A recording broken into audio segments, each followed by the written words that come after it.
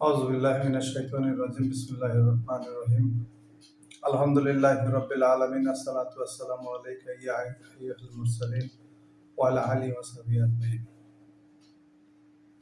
আমাদের গত কয়েকটা ক্লাস থেকে আমরা জানতে পেরেছি স্ট্রাকচার 1 থেকে 20 পর্যন্ত, এবং প্রত্যেকটা স্ট্রাকচারের থেকে যে সেন্টেন্স হয় ওই প্রত্যেকটা সেন্টেন্সকে আমরা 6টা সেন্টেন্সে রূপান্তরিত করেছিলাম, যা তোমরা দেখেছিলে। তো যাই হোক, এইটা আমি অনেক লং করব না, এই কারণে তোমাদের ধৈর্যচ্যুত হবে। তোমরা যদি এই বিষয়ে আরো বিস্তারিত জানতে চাও, আমি আমার ফেসবুকে ধারাবাহিকভাবে স্ট্রাকচারগুলো দিচ্ছি। 200 দিন 200টা পোস্ট করব স্ট্রাকচারের, 200টা স্ট্রাকচার থাকবে। তোমরা ফেসবুক থেকে আমাকে ফলো করতে পারো, তোমরাই লাভবান হবে। তো যাই হোক, আজকে আমি নতুন একটা বিষয় তোমাদের শিখাবো। সেটা হচ্ছে, শিখাবো বলতে আসলে এখানে হোয়াইট বোর্ড ইউজ করিনি। আমি একটু শারীরিকভাবে অসুস্থ, অনেক সময় নিজের ব্যালেন্স ঠিক থাকে না, তাই এই দুর্বলতা প্রকাশ করেই ক্লাসটা শুরু করছি। সবাই মার্জনার দৃষ্টিতে দেখবা। যাই হোক, যেটা বলতে চেয়েছি, ডাব্লিউএস ওয়ার্ডগুলো আগে তোমাদের জানতে হবে। ডাব্লিউএস ওয়ার্ড 9টা। অতীতে একটা ক্লাসেও আমি এটা সম্পর্কে বলেছিলাম, what, where, when, whom, why, whose, which, who, how. এই 9টা হচ্ছে ডাব্লিউএস ওয়ার্ড। তো যাই হোক, এই 9টা ডাব্লিউএস ওয়ার্ডকে, এগুলোর বাংলা অর্থ তোমরা খুব ভালোভাবে শিখে রাখবে। বাংলা অর্থ শেখার পাশাপাশি ডাব্লিউএস ওয়ার্ডগুলো দিয়ে কোশ্চেন মেকিংটাও জানতে হবে। ডাব্লিউএস ওয়ার্ডের স্ট্রাকচার হচ্ছে, প্রথমে তুমি ডাব্লিউএস ওয়ার্ড বসাবা, তারপরে একটা অক্সিলারি ভার্ব বসাবা, তারপরে সাবজেক্ট বসাবা, তারপর প্রিন্সিপাল ভার্ব বসাবা, তারপরে এক্সটেনশন বসাবা, সর্বশেষ একটা প্রশ্নবোধক চিহ্ন বসিয়ে দেবা। স্ট্রাকচারটা তাহলে কেমন ভাবে হয়?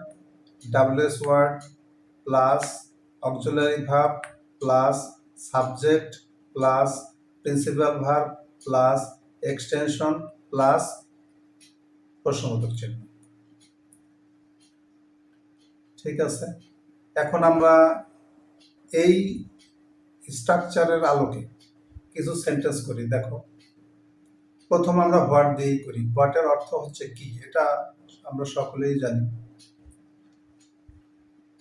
যেমন আমরা 1 নম্বর স্ট্রাকচার করেছিলাম, কর্তা কোনো কাজ করতে পারে বুঝাতে, subject plus can plus verb plus object. উদাহরণ করেছিলাম, যেমন আমি কাজটি করতে পারি, I can do the work. আচ্ছা, এখন যদি এইটাকে আমি ডাব্লিউএস কোশ্চেন করি, হোয়াট দিয়েই করি, আমি কি করতে পারি, হোয়াট ক্যান আই ডু। দেখো, প্রথমে হোয়াট হয়েছে, তারপরে অক্সিলারি ভার্ব ক্যান হয়েছে, তারপরে সাবজেক্ট হয়েছে, তারপরে দেখো প্রিন্সিপাল ভার্ব ডু হয়েছে, সর্বশেষ এখানে এক্সটেনশন বা অতিরিক্ত অংশ নেই। তারপরে যেটা আছে সেটা হচ্ছে প্রশ্নবোধক চিহ্ন, সেটা কিন্তু বসে গেছে। তো যাই হোক, আমি কি করতে পারি, হোয়াট ক্যান আই ডু। ঠিক একইভাবে কুড দিয়ে করো। আমি কি করতে পারতাম, হোয়াট কুড আই ডু। আমি কি করতে পারবো, what will I be able to do. আমার কি করার কথা আছে, what am I suppose to do. আমার কি করার কথা ছিল, what was I suppose to do. আমাকে প্রতিদিন কি করতে হয়, what am I to do everyday, অথবা what have I to do everyday. আমাকে গতকাল কি করতে হয়েছিল, what had I to do yesterday, অথবা what was I to do yesterday. আমাকে এখন কি করতে হবে, what am I have to what am I to do নাও। আচ্ছা, আরেকটা হচ্ছে what have I to do নাও। আমাকে আগামীকাল কি করতে হবে, what will I have to do tomorrow. আমি কি করতে অভ্যস্ত, what am I use to doing. এইভাবে করে আমি তোমাদেরকে 10টা বললাম। এইভাবে তুমি এবার আই শব্দ অর্থাৎ আমি কথাটাকে পরিবর্তন করে তুমি কথাটাকে নিয়ে কোথায় নিয়ে যাও। যেমন তুমি কি করতে পারো, হোয়াট ক্যান ইউ ডু। তুমি কি করতে পারতে, হোয়াট কুড ইউ ডু। তুমি কি করতে পারবে, what will you be able to do. তোমার কি করার কথা ছিল, what are you suppose to do. তোমার কি করার কথা ছিল, what are you suppose to do. তোমাকে প্রতিদিন কি করতে হয়, what are you to do everyday অথবা what have you to do everyday. তোমাকে গতকাল কি করতে হয়েছিল, what are you to do yesterday অথবা what had you to do yesterday. তোমাকে এখন কি করতে হবে, what have you to do now. তোমাকে এখন কি করতে হবে আরেকটা হয়, what are you to do now.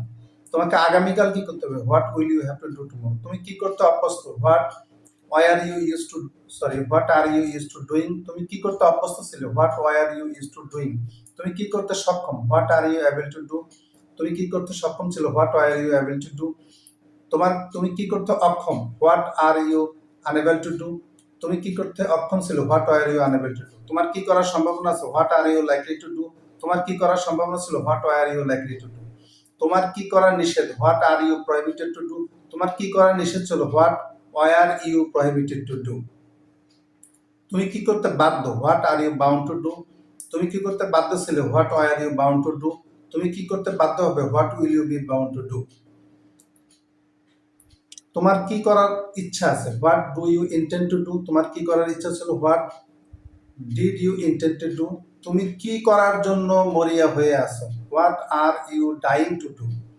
তুমি কি করার কথা ভাবছো, what do you think of doing.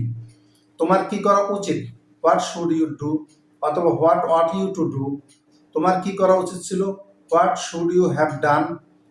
আচ্ছা, তুমি আগে কি করতে, what would you do before.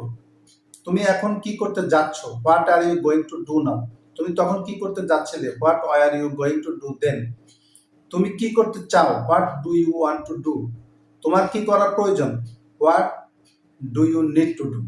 এইভাবে করে আমি তোমাদেরকে হোয়াট দিয়ে করে দেখালাম। এরপরে আসে হোয়ার। হোয়ার ক্যান ইউ গো, তুমি কোথায় যেতে পারো। হোয়ার কুড ইউ গো, তুমি কোথায় যেতে পারতে। Where will you be able to go, তুমি কোথায় যেতে পারবে। Where are you suppose to go, তোমার কোথায় যাওয়ার কথা ছিল। Where you suppose to go, তোমার কোথায় যাওয়ার কথা ছিল। এইভাবে করে করে অজস্র সেন্টেন্স তুমি করতে পারবে। একটা কথা মনে রাখবে, যে কোনো বিদ্যা তুমি শিখতে যাও, তোমাকে ধারাবাহিকভাবে শিখতে হবে। এলোমেলো ভাবে শিখলে হবে না, আজকে এখান থেকে কালকে ওইখান থেকে এইভাবে শিখলে হবে না। সবকিছুর একটা ধারাবাহিকতা আছে, ধারাবাহিকভাবে শিখে একটা জায়গায় আসতে হবে। তোমার শরীরের যে কাঠামোটা, এটাও দেখো একটা ধারাবাহিক প্রসেসে হয়েছে। প্রথমে মাথা, তারপরে নাক, তারপরে এই যে দেখো দাঁত, এইভাবে করে এরপরে গলা, এরপরে ব্রেস্ট, এরপরে আমাদের হাত পা। সবকিছুর একটা কিন্তু কাঠামো আছে, একটা বিল্ডিং, সেইটারও দেখো সুন্দর একটা স্ট্রাকচার আছে। তুমি যদি সুন্দর স্ট্রাকচারে সেন্টেন্স মেকিং না করো, কোশ্চেন মেকিং না করো, তাহলে তোমার সবকিছুই বৃথা হয়ে যাবে। আইএলটিএসে ভালো একটা প্রিপারেশন নিতে গেলেও তোমাকে এইগুলো জানা খুবই জরুরি। স্পোকেন ইংলিশের তেমন ধরাবাঁধা কোনো নিয়ম নেই, এটা ঠিক, কিন্তু আই আশরাফ, ইউ অমুক এইভাবে বললো আবার কিন্তু স্পোকেন ইংলিশ হবে না, দেখতে বা শুনতে খুবই অড মনে হবে। তো সকলে ভালো থাকো, ভিডিওটা লং করছি না। তো আবার নেক্সট আরেকটা ক্লাসে দেখা হবে, সেই পর্যন্ত আল্লাহ হাফেজ, আসসালামু আলাইকুম।